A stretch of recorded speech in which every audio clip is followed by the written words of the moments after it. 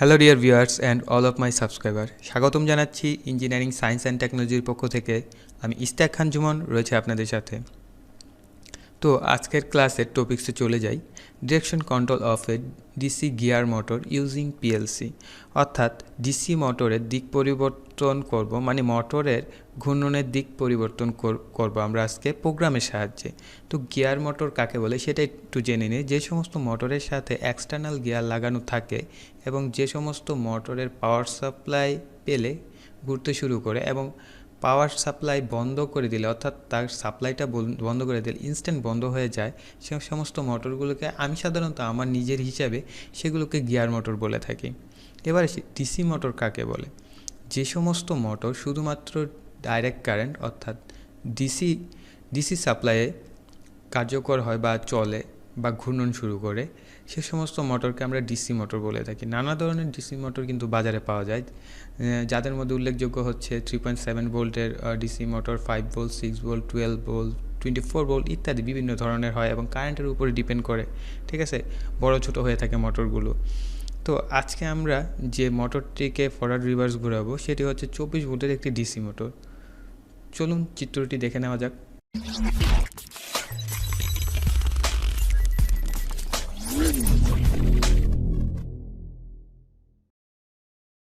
আমরা এই forward reverse motor কন্ট্রোলিংয়ের অর্থাৎ direction control of A DC motor, DC gear motor, তো সেটার বায়াসিং চিত্রটা আমরা এখন দেখব। যদিও আজকের চিত্রটা একটু বেশ জটিল, কিন্তু যদি একটু ব্রেনটা খাটান অনেক সহজ একটা চিত্র, ঠিক আছে। তো আমরা এই মোটরটার ডিরেকশনটা কীভাবে কন্ট্রোল করি এটা একটু খেয়াল করি। যদি মোটরটা আপনার হাতের ডান দিকে অর্থাৎ ক্লকওয়াইজ ঘুরে তাহলে কি মোটরটার একটা ডিরেকশন, আবার যদি মোটরটা বিপরীত দিকে ঘুরে তাহলে মোটরের আরেকটা ডিরেকশন। তার মানে কি আমরা এর ডিরেকশন মানে চেঞ্জ করে, দিক পরিবর্তন করে আমরা এই মোটরটা ফরওয়ার্ড এবং রিভার্স করাবো।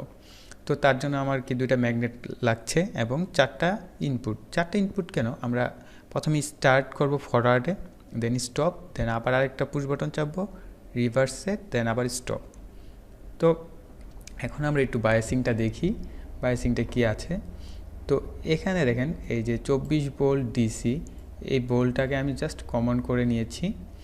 নেওয়ার পর প্রতিটা সুইচে 24 ভোল্ট ডিসি প্রবেশ করার পর এবং আউটপুটে কি বের হয়েছে। এখন এই ফার্স্টেরটা চলে গেছে I1, দেন I2, I3, I4, তার মানে আমার ইনপুট লাগছে 4টি। এটা আসছে কি আমার পাওয়ার সাপ্লাই থেকে, ওকে।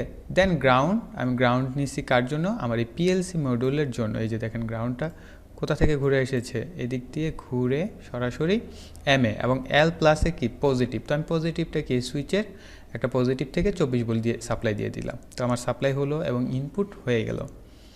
এখন রয়ে গেল আমার আউটপুট। এবার একটু খেয়াল করেন, এই মোটরগুলো সাধারণত 24 ভোল্টের হয়ে থাকে, কেননা এটা গিয়ারের সাথে সংযুক্ত।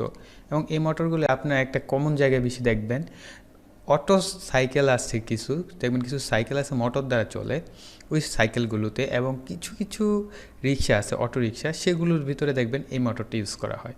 এটা হচ্ছে সেই মোটর যার ভিতরে গিয়ার এক্সট্রাভাবে অ্যাটাচড করা থাকে। তারপরে এখন আমরা একটু খেয়াল করি যে আমার কি হয়েছে। আমি আউটপুট হিসেবে কি আমার এখানে কিন্তু আউটপুট আমার কি মোটর না, আমার আউটপুট হচ্ছে কি পিএলসি, দুইটা পিএলসি, একটা পিএলসি একটা পিএলসি, দুইটা পিএলসি নিয়েছি, সরি পিএলসি না, দুইটা ম্যাগনেট নিয়েছি, একটা ম্যাগনেট একটা ম্যাগনেট, দুইটা ম্যাগনেট। তো পিএলসি হতে আমার ম্যাগনেট দুইটা আসছে। তো এই ম্যাগনেট দুইটা কেন আমি ইউজ করছি? এই ম্যাগনেট দুইটার মাধ্যমেই কিন্তু আমি মোটরটাকে ফরওয়ার্ড রিভার্স করাচ্ছি, কিন্তু প্রোগ্রামিং দ্বারা কন্ট্রোল করে। এবার একটু ব্যাপারটা বুঝাই দিই ক্লিয়ার করে। তো আমি এক্সট্রা একটা ব্যাটারি ইউজ করব, অবশ্যই কিন্তু আমি পাওয়ার সাপ্লাই থেকে মোটরকে সাপ্লাই দিব না, কারণ এই মোটরের এম্পিয়ার অনেক বেশি। যদি আমি এই পাওয়ার সাপ্লাই থেকে নেই, কতক্ষণ চলার পর জ্বলবে সেটা জানি না, কিন্তু জ্বলবে এটা ঠিক জানি, ঠিক আছে। সো এক্সটার্নাল ব্যাটারি ইউজ করতে হবে। তো ব্যাটারি এই পজিটিভটা চলে গেছে এখানে। তার আগে আমি একটু বলে নিই যে এই ফেজ অর্থাৎ 220 ভোল্ট চলে গেছে আমার প্রথম আউটপুটে এমএ এবং দ্বিতীয় আউটপুট এমএ, এই দুইটা হয়ে আমার ম্যাগনেটের A1 এ চলে এসেছে। দেখেন এটাও ম্যাগনেটের A1 এ, অর্থাৎ আমরা ম্যাগনেটকে অন অফ করাবো কার দ্বারা? PLC দ্বারা। এবং ম্যাগনেট দ্বারা আমরা মোটরকে পরিচালনা করব কিভাবে? এই যে ব্যাটারির পজিটিভটা এটা চলে গেছে ম্যাগনেটের L1 এ, ঠিক আছে, এবং নেগেটিভটা চলে গেছে L2-তে। কিন্তু এই জায়গায় দেখেন একটু চেঞ্জ। আমি এই প্রথম যে ম্যাগনেটটা সেখানে কি করছি, যে যেখানে আমার আসার কথা ছিল পজিটিভ, অর্থাৎ L1 এ আমি পজিটিভ দিব, সেখানে আমি পজিটিভ না দিয়ে L1 এ দিয়েছি কি নেগেটিভ, মানে গ্রাউন্ড, ঠিক আছে, এবং L2-তে দিয়েছি পজিটিভ। জাস্ট আমি এই জায়গাটা কিন্তু একটু এক্সচেঞ্জ পরিবর্তন করে দিছি। দেওয়ার পরে দেখেন এই T1 এবং এটা T1, এই দুই ম্যাগনেটের T1 কমন করে দিয়েছি, এবং T2 আর এই T2 কমন করে দেওয়া হয়েছে। এখন এটা কেন করলাম এবার একটু খেয়াল করেন। যদি আমরা এই ম্যাগনেটটাকে চালু করি তাহলে মোটরের বায়াসিংয়ে কি যাচ্ছে, এই প্রান্তে আপনার যাচ্ছে, এই প্রান্তে যাচ্ছে কি পজিটিভ, আর এই প্রান্তে যাচ্ছে কি রেডের জায়গায় যাচ্ছে কি নেগেটিভ। তখন মোটরটা আমি ধরলাম রিভার্স ঘুরছে। এখন এই মোটরটা অফ করে আমি যদি এই ম্যাগনেটটাকে অফ করে যদি এই ম্যাগনেটটাকে চালু করি তাহলে কি হচ্ছে একটু খেয়াল করি। আমার প্রথম প্রান্তে, অর্থাৎ এটাই পজিটিভ ছিল, এখন এটা গ্রাউন্ড এবং এটা চলে যাচ্ছে পজিটিভ। তার মানে কি তখন পজিটিভ এবং এটা গ্রাউন্ড হয় কি আমার মোটরটা ফরওয়ার্ড ঘুরছে। আগে ঘুরছিল রিভার্সে আর এখন ঘুরবে ফরওয়ার্ডে। তার মানে কি আমি এই দুইটা ম্যাগনেটকে কন্ট্রোল করলে এখন আমার কাজ ওকে, ঠিক আছে। তো আশা করি বুঝতে পেরেছেন। না বুঝতে পারলে অবশ্যই কমেন্টে জানাবেন। তো এবার আমাদের একটু, যেহেতু আমরা প্রোগ্রাম করতে যাব, প্রোগ্রামের আগে একটু ব্যাপারটা বুঝি। আমি যখন এই সুইচটা চাপবো, ঠিক আছে, এই সুইচটা অর্থাৎ I1 চাপ দিব, তখন আমার Q1 মোটরটা চলবে, Q1 ম্যাগনেটটা চালু হয়ে যাবে এবং মোটরটা ফরওয়ার্ডে চলবে, এবং যখন স্টপ চাপবো স্টপ হয়ে যাবে। আবার যখন I3 চাপ দিব তখন আমার কি Q2 ম্যাগনেটটা চালু হয়ে যাবে এবং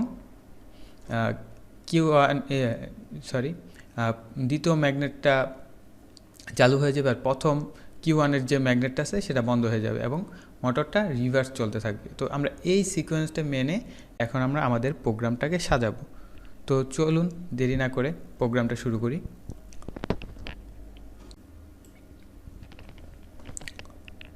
তো প্রোগ্রাম শুরু করতে যাচ্ছি।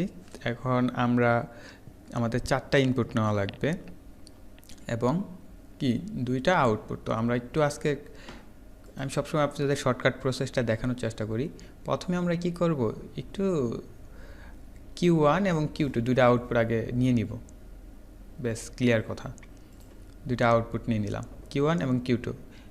Q1 মানে কি আমার ম্যাগনেট 1, Q2 হচ্ছে আমার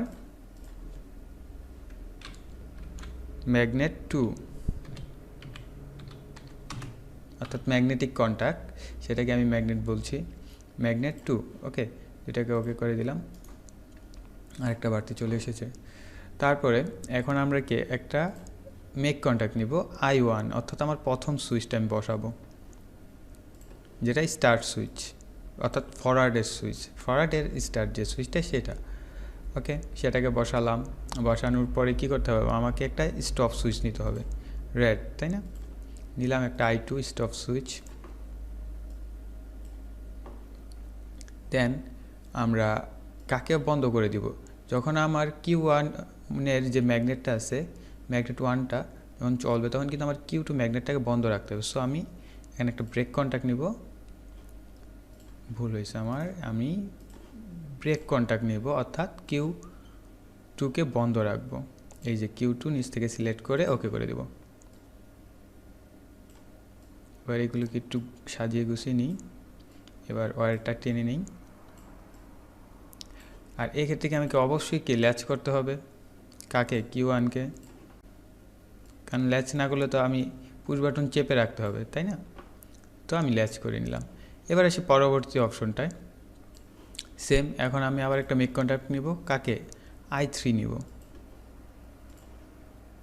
অর্থাৎ আমার এটা রিভার্সের সুইচ, রিভার্স স্টার্ট যে সুইচটা, আর এটা হবে স্টপ সুইচ I4। তারপর আমরা কি করব, এখানে কিন্তু আমার Q1 এর যে ম্যাগনেট ওয়ানটা রয়েছে সেটাকে আমার বন্ধ করে নিতে হবে। তার জন্য আমি আরেকটি ব্রেক কন্ট্যাক্ট নিব, এটা Q1 বন্ধ থাকবে, অর্থাৎ যখন আমার Q2 চালু হবে তখন Q2 বন্ধ থাকবে। এবার কানেক্ট করে দিচ্ছি সবাইকে, ওয়্যারগুলোকে টেনে দিচ্ছি। এবার নিচেরটাকে কি আমার অবশ্যই কি ল্যাচ করতে হবে, কাকে ল্যাচ করব আমি, Q2-কে। ওকে, কানেক্ট করে দিচ্ছি। ওকে, আমার মোটামুটি লাডার ডায়াগ্রাম ড্র করা শেষ। এবার আমরা সিমুলেশন করে দেখব যে আসলে ঘটনাটা কি ঘটে।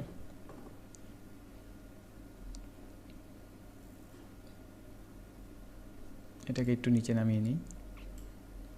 এবারে তাহলে আমার ড্রয়িংটা সহ সুন্দরভাবে ক্লিয়ারলি দেখা যাচ্ছে। এখন আমরা যদি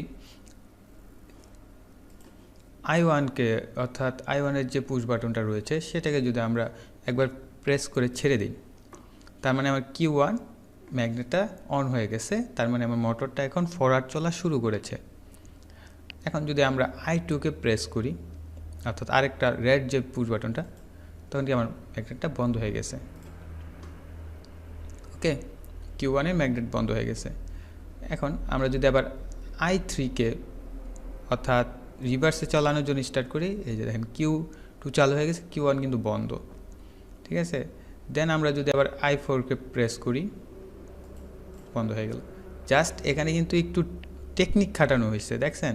আপনার প্রোগ্রামের জটিলতা কমায় আমি একটু চিত্রের জটিলতা বাড়াইছি। আবার চাইলে এই কনভার্সনটা প্রোগ্রাম দিয়েও করা যায় এবং অনেক প্রসেসে করা যায়। ফরওয়ার্ড রিভার্স আপনি অনেক বিশাল প্রোগ্রাম করতে পারবেন, কিন্তু ভাই কাজ তো একই, ঠিক আছে। আর একই কাজ জ্ঞানী ব্যক্তিরা একটু ভিন্নভাবে করে।